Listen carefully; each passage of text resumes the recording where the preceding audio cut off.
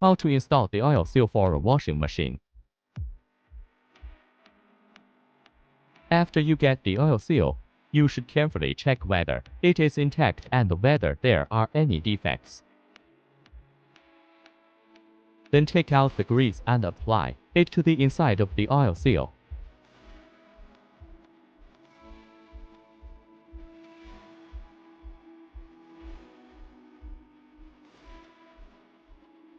After installation, check whether the oil seal is flat and consistent with the bearing.